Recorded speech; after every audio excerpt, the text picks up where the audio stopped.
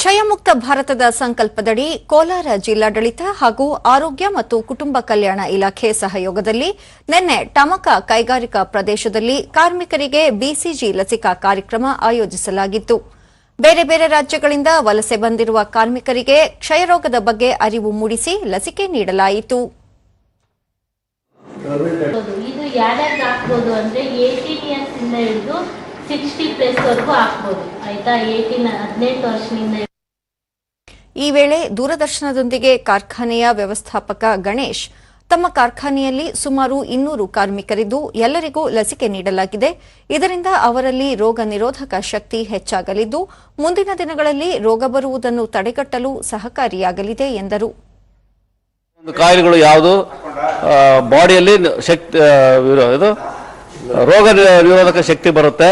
ಈ ಶಕ್ತಿಯಿಂದ ನಿಮಗೆ ಕೆಲವೊಂದು ರೋಗಗಳೆಲ್ಲ ಅಂಟಲ್ಲ. ಸೂಪರ್ವೈಸರ್ ವೆಂಕಟಸ್ವಾಮಿ, ಕಾರ್ಖಾನೆಯಲ್ಲಿನ ಎಲ್ಲಾ ಕಾರ್ಮಿಕರು ಲಸಿಕೆ ಹಾಕಿಸಿಕೊಳ್ಳಲು ಅನುಕೂಲವಾಗಿದೆ. ಕೇಂದ್ರ ಸರ್ಕಾರದ ಕ್ರಮ ಸ್ವಾಗತಾರ್ಹ ಎಂದು ತಿಳಿಸಿದರು. ಅನುಕೂಲ ಮಾಡಿಕೊಟ್ಟಿದೆ.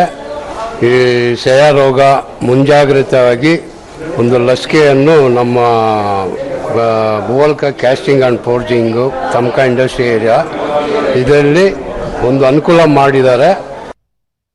ಶುಶ್ರೂಷಕಿ ಶ್ರುತಿ, ಕ್ಷಯಮುಕ್ತ ಭಾರತ ನಿರ್ಮಾಣದ ಉದ್ದೇಶದೊಂದಿಗೆ ಕಾರ್ಮಿಕರು ಹಾಗೂ ವಲಸಿಗರು ಹೆಚ್ಚಾಗಿರುವ ಪ್ರದೇಶಗಳನ್ನು ಆಯ್ಕೆ ಮಾಡಿಕೊಂಡು ಲಸಿಕೆ ನೀಡಲಾಗುತ್ತಿದೆ ಎಂದರು.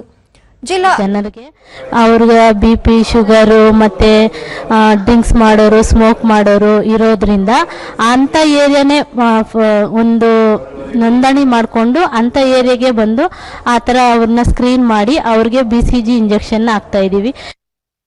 ಜಿಲ್ಲಾ ಆರೋಗ್ಯಾಧಿಕಾರಿ ಶ್ರೀನಿವಾಸ್, ಜಿಲ್ಲೆಯಲ್ಲಿ ಸುಮಾರು 10,000 ಮಂದಿಗೆ ಕ್ಷಯರೋಗ ನಿಯಂತ್ರಣ ಲಸಿಕೆ ನೀಡಲಾಗಿದೆ. ಈ ಲಸಿಕೆ ಕುರಿತು ಜನಪ್ರತಿನಿಧಿಗಳು, ಸುಶಿಕ್ಷಿತರು ಜನರಲ್ಲಿ ಅರಿವು ಮೂಡಿಸಬೇಕಾಗಿದೆ ಎಂದು ತಿಳಿಸಿದರು. ಯಾವಾಗ ಕಡಿಮೆ ಆಗಿರುತ್ತೆ, ಈಗ ಇನ್ಕ್ಲೂಷನ್ ಹೇಳ್ದಂಗೆ ಇಲ್ಲಿ ಯಾರಿಗೆ ಬೇಕಾದರೂ ಬರ್ಬೋದು.